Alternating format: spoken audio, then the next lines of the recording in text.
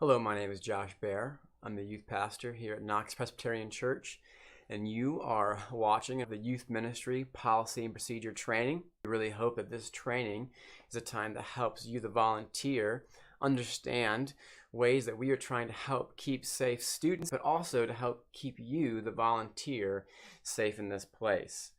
Some of the general ministry policies that we follow here at Knox is one, that at every youth ministry event, there is a 12-to-1 ratio for students to staff.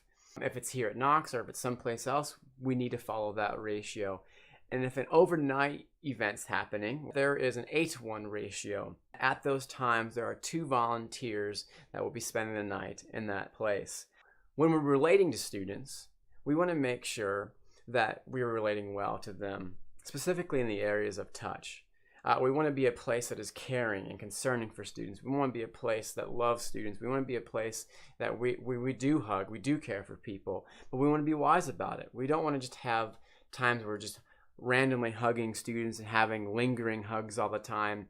When is it smart to come in and have a side hug? When is it smart to give a brief front hug and to say we're caring about you? And we also want to make sure that when we're relating to students, that any of our volunteers, it is not appropriate to be dating any student. It doesn't matter of what age you are as a volunteer. No volunteer is allowed to date students. When we meet with students as volunteers, as you're meeting with a student, you need to make sure that you have a parental approval to spend time and meet with that student. So give them a call, connect with that parent, make sure they know what's going on.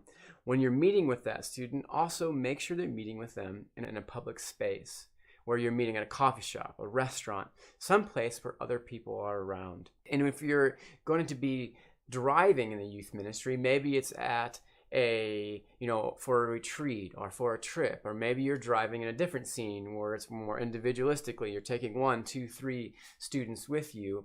We always want to make sure that we're just following traffic laws.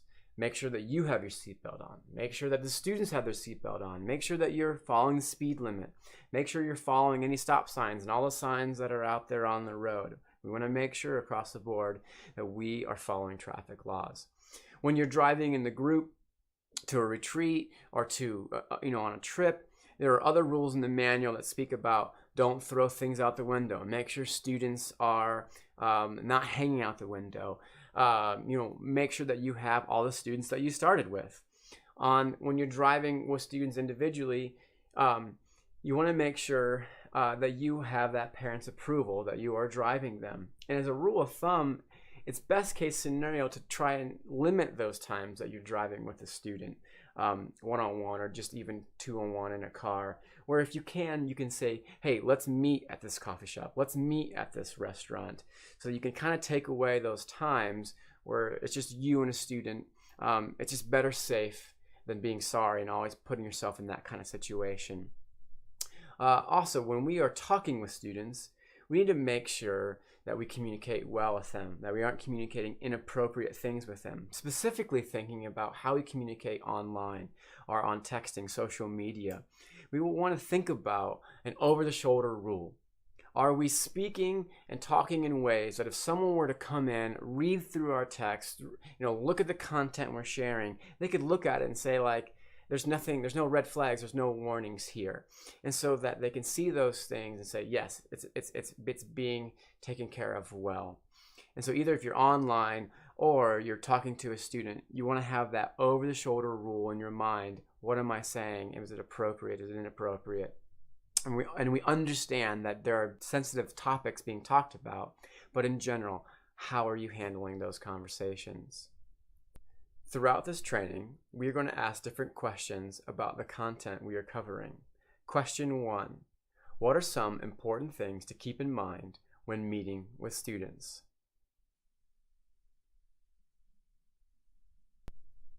Now we're going to cover accident and injury care. Whenever an accident or injury does take place, it's important that we fill out an injury report form.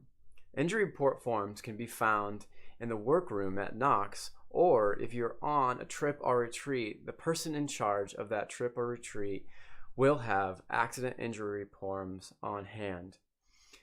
When we are engaging in injury, we need to make sure that we use universal precautions.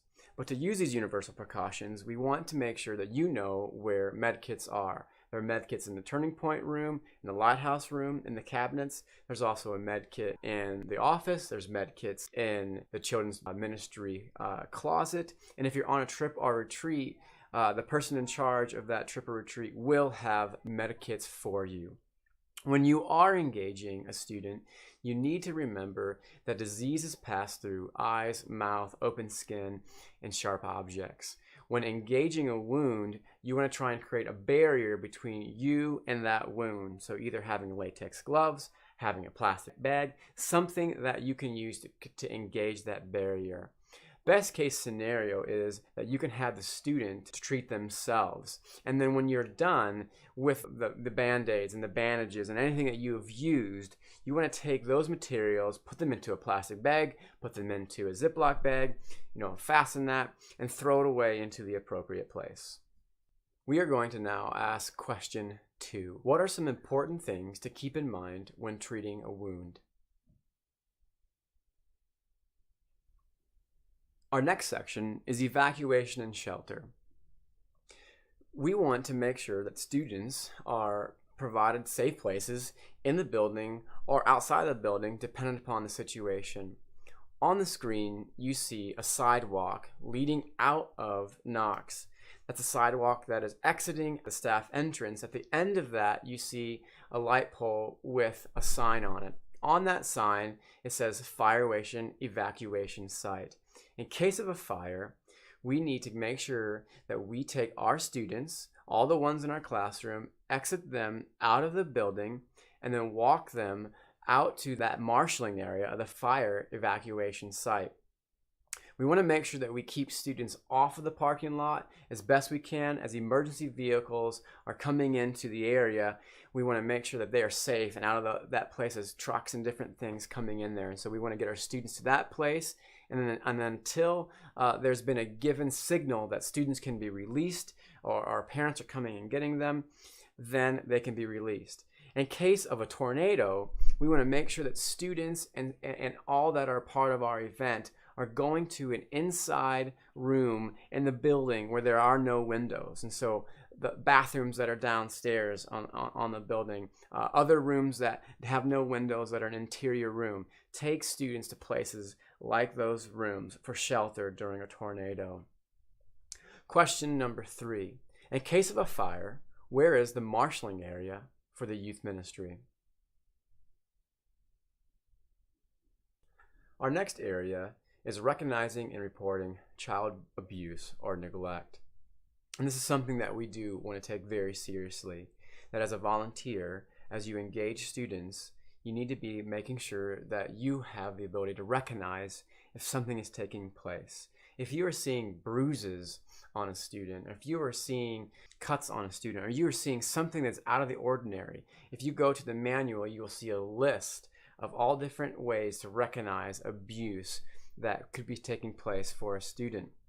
And in that time that maybe you do see something and a student comes out and says, hey, this is taking place, it's important how you respond in that time.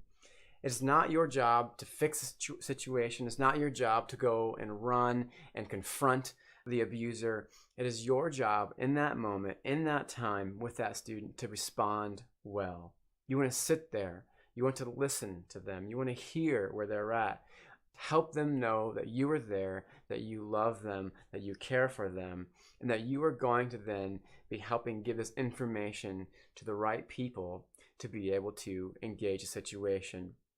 The right people who you would report that information to is 1, the youth pastor, 2, the children's ministry director, and 3, the senior pastor. They then will be in conversation with those who need to be in the loop of this to report it to higher authorities.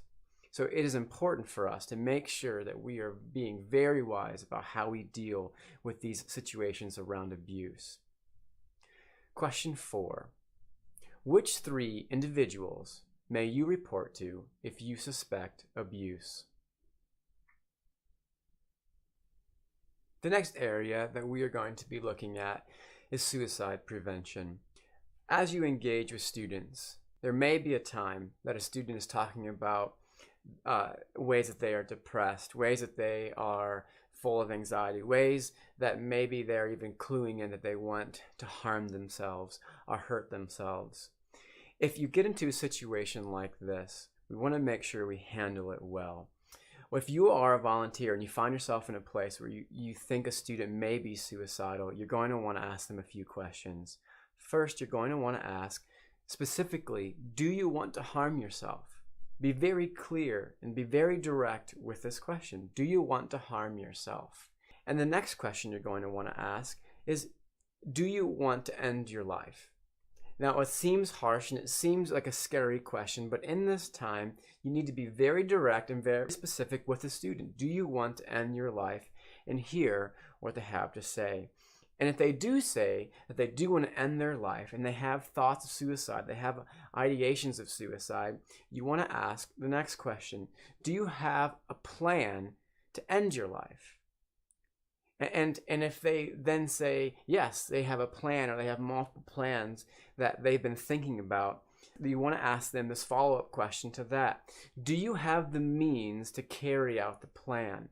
And you want to be very specific. You want them to explain, do they have this? Do they actually have the capability? Do they have the resources in their hands, or some place that they can get to carry these things out? If they are in that place and can carry that out, you want to make sure that you are automatically connecting with the youth pastor, automatically connecting with the pastor or children's ministry director to take care of the situation in that moment. But these are delicate situations that need to be taken care of wisely and be taken care of very well. And so if you're ever concerned or have questions, please make sure that you ask the youth pastor or someone else in that position of authority. Question 5. What thoughts do you have about this method of training? Thank you for going through this youth ministry volunteer policy and procedure training. We really do hope that we can make a place that students can have a safe environment and also our volunteers can have a safe environment, because our goal here that we really want to create a community that helps students taste, understand, and know who Jesus is.